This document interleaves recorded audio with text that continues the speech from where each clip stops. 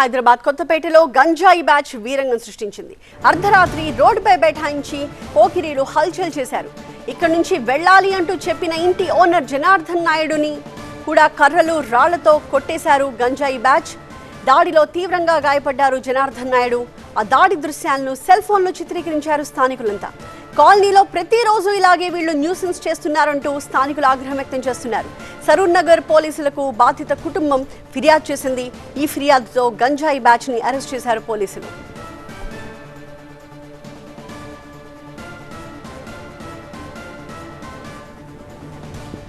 హైదరాబాద్ కొత్తపేటలో గంజాయి బ్యాచ్ ఎలా వీరంగం వేసిందో మనం చూస్తున్నాము. అర్ధరాత్రి రోడ్డు మీద బైఠాయించి వాళ్ళంతా హల్చల్ చేశారు.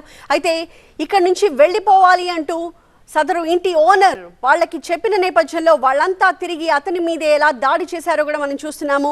ఓనర్ జనార్దన్ నాయుడు కుటుంబ సభ్యులు పోలీసులకి ఫిర్యాదు చేయడంతో వాళ్ళని పోలీసులు అదుపులోకి తీసుకున్నారు. మరింత సమాచారం మా ప్రతినిధి జ్యోతి అందిస్తారు. జ్యోతి, ఓనర్ జనార్దన్ నాయుడుకి ప్రస్తుతం ఎలా ఉన్నట్టుగా చెప్తున్నారు? మరోవైపు పోలీసులు దీనికి సంబంధించి ఏమంటున్నారు?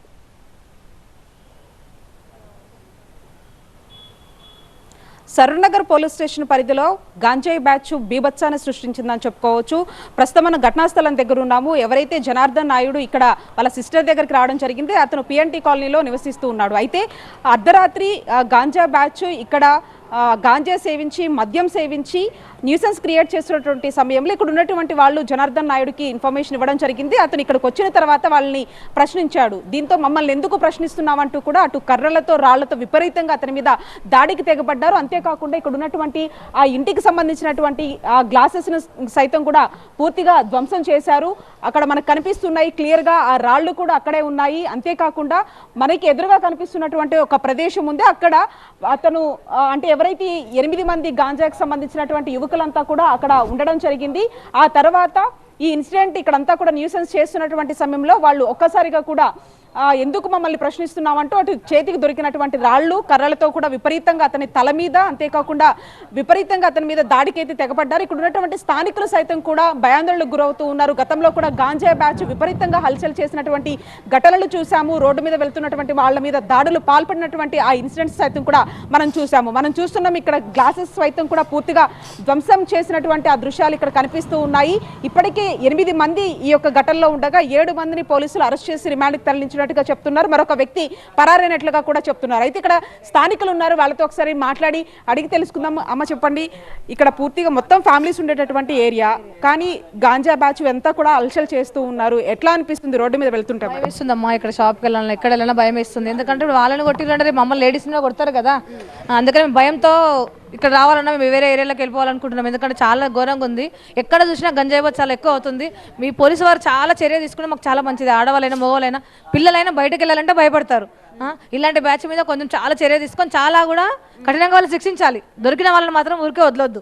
అట్లా వదిలితే ఈరోజు పోతున్నాం రేపు వస్తున్నాం మాకేంది అన్నట్టు మళ్ళీ మా మీద వచ్చి రుబాబు చూపిస్తారు. కాబట్టి కొంచెం చాలా చర్య తీసుకొని సారమ్మ ఈ కాలనీలో అంటే గతంలో కూడా ఇక్కడ ఉన్న వాళ్ళకి చెప్పడం జరిగిందా?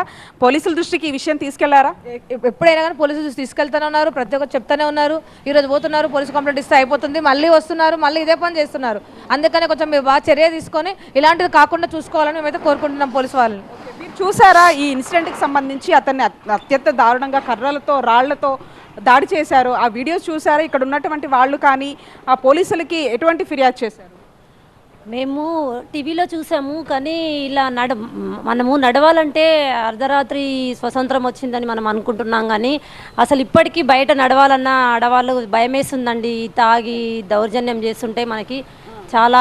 మనం చూస్తున్నాము ఘటనా స్థలానికి సరూర్ నగర్ సిఐ కూడా రావడం జరిగింది. పూర్తి స్థాయిలో ఇక్కడ ఉన్నటువంటి ఆ గ్యాంగ్ని అరెస్ట్ చేసిన తర్వాత కూడా ఇంకా ఇటువంటి వాటి మీద కూడా ఖచ్చితంగా కఠినమైనటువంటి చర్యలు తీసుకోవాలంటూ స్థానికులు చెప్తున్నారు. ఒకసారి సిఐ మాట్లాడుతున్నారు. మేము ఇట్టి సంఘటనని సీరియస్గా తీసుకొని అట్టి వ్యక్తులను ఐడెంటిఫై చేసి ఒక 10 మందిని ఐడెంటిఫై చేసినాం. దాంట్లో 7 మెంబర్స్ని ఇమీడియట్లీ వారి మీద 307 అటెంప్ట్ టు మర్డర్ మరియు వివిధ సెక్షన్ల ప్రకారం వాళ్ళ మీద కేసు నమోదు చేయడం జరిగింది. ఆ తర్వాతకి ఎంక్వైరీ చేయగా ఇది ఇటు సైట్లో గత కొంతకాలంగా ఒక 7-8 మంది దీన్ని కేర్ టేకర్గా ఉంటున్నట్టు తెలిసింది. ఆ రోజు బర్త్డే పార్టీ ఉన్నదని కొంతమంది మద్యం తాగుతుండడంతో వెంటనే ఇక్కడ ఉన్నవారు మాకు డిస్టర్బెన్స్ అవుతుందని అబ్జెక్షన్ చెప్పడంతో అందులో కొంతమంది 3 వ్యక్తులు వచ్చి ఆ ఇంటిపై అద్దాలు పలగొట్టినారు. అటు విషయాన్ని ఓనర్ జనార్దన్ గారికి చెప్పడంతో జనార్దన్ గారు వచ్చి వాకప్ చేస్తుండగా ఇంతలో అతనిపై దాడి చేయడం జరిగింది. ఇటు దాడిని పోలీసు వారు తీవ్రంగా పరిగణించి అటు వ్యక్తులని రిమాండ్ తరలించడం జరిగింది. వారి మీద రౌడీ షీట్లు కూడా ఓపెన్ చేయడం జరుగుతుంది. సార్ గతంలో ఎవరైనా కేసులు ఉన్నాయా సార్ వాళ్ళ మీద? ఇక్కడ అందులో A1 అతని మీద, అతను నల్గొండ డిస్టిక్ మిర్యాలగూడ, ఇతని ముందు యూట్యూబ్ ఛానల్ నడిపినాడు. అతని మీద కేసు నమోదు చేసినాము. ఇంతకుముందు కూడా 1-2 కేసులు ఉన్నాయి అతని మీద. అంటే గంజాయి తాగిరు అంటున్నారు, విచక్షణ రహితంగా రాళ్ళు కట్టెలతో దాడి చేసినారు కదా. అది గంజాయి కాదండి, గంజాయి టెస్ట్ కూడా చేపించినాం మేము. వాళ్ళకు ఓన్లీ ఆల్కహాల్ టెస్ట్ ఉన్నది, ఆల్కహాల్ తాగినట్టుగా ఉన్నది. గంజాయి ఆనవాళ్ళు ఎటువంటివి లేవు. సార్ ఇప్పుడు వీళ్ళంతా కూడా ఎవరైతే ఇంకా 3 పరారులో ఉన్నారు. వారిని కూడా వారి పేర్లను ఐడెంటిఫై చేసినాము. వారిని కూడా ఈరోజు ప్రత్యేక బృందాలు వారి కోసం తిరుగుతున్నాయి. వారిని ఈరోజు అరెస్ట్ చేస్తాం. మొత్తం ఎంతమంది ఉన్నారు సార్ ఇందులో? మొత్తం టోటల్ 10 మెంబర్స్ అండి. 10 మెంబర్స్లో 7 మెంబర్స్ని అరెస్ట్ చేసినాం. మొదటి రోజే పట్టుకొచ్చి వితిన్ 4-5 అవర్స్లో వాళ్ళని పట్టుకొచ్చి అరెస్ట్ చేయడం జరిగింది. మిగతా వారిని కూడా వారి కోసం బృందాలుగా ఏర్పడి వాళ్ళని కూడా వెతుకుతున్నాం. అంటే ఏంటి సార్ కారణం ఏంటి? ఎందుకని వాళ్ళు అటాక్ చేశారు? అసలు ఏమడిగాడు జనార్దన్ వచ్చి? ఈరోజు ఆ రోజు జరిగింది క్షణికావేశంలో జరిగింది. ఎటువంటి పాత కక్షలు కూడా ఎటువంటివి లేవు. వారి ఇక్కడ బర్త్డే సెలబ్రేషన్స్ గురించి ఇంత లోపల ఇన్ఫ్రెమిసెస్లో తాగుతున్నప్పుడు కొంతమంది నవ్వడం అట్లాంటి న్యూసెన్స్ చేస్తుంటే మిగతా వాళ్ళు సో అది సిఐ చెబుతున్న విషయం. పాత కక్షలతో జరిగిన దాడి కాదు, కేవలం మత్తులో ఉండి వాళ్ళు చేసిన దాడిగా సిఐ చెప్తున్నారు. మొత్తం 10 మంది ఈ బ్యాచ్ ఉన్నట్టుగా చెప్తున్నారు. వాళ్ళలో 7గురిని ఇప్పటికీ అదుపులోకి తీసుకున్నామని, మరో 3 కోసం గాలిస్తున్నామని, ఇవాళ సాయంత్రం లోపు ఆ 3 కూడా అదుపులోకి తీసుకుంటామని చెప్పి సిఐ చెప్తూ ఉన్నారు. హైదరాబాద్ కొత్తపేటలో నిన్న రాత్రి అర్ధరాత్రి రోడ్డుపై ఈ పోకిరీలు ఎలా హల్చల్ చేశారో మనం చూస్తూ ఉన్నాము. ఇక్కడ నుంచి వెళ్ళిపోవాలి అని చెప్పి ఇక్కడ గొడవ చేయొద్దు, న్యూసెన్స్ క్రియేట్ చేయొద్దు అంటూ ఆ ఇంటి యజమాని, మనం అక్కడ లెఫ్ట్ సైడ్ విజువల్స్లో చూస్తున్నాం, తల పట్టుకుని అతను వెనక్కి వస్తున్న దృశ్యాలు. జనార్దన్ నాయుడు అతను వాళ్ళందరినీ కూడా వేడుకున్నప్పటికీ వాళ్ళు మత్తులో ఆగ్రహంతో ఊగిపోయి కర్రలు రాళ్లతో అతనిపై విచక్షణారహితంగా దాడి చేసిన దృశ్యాన్ని మనం చూస్తూ ఉన్నాం.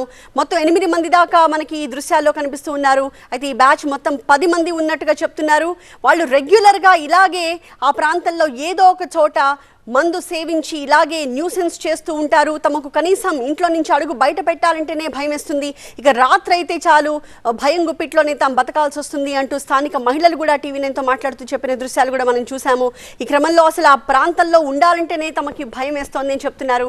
అదే పోలీసులు వీళ్లలో 7 అదుపులోకి తీసుకున్నారు, మరో 3 కోసం గాలిస్తున్నారు.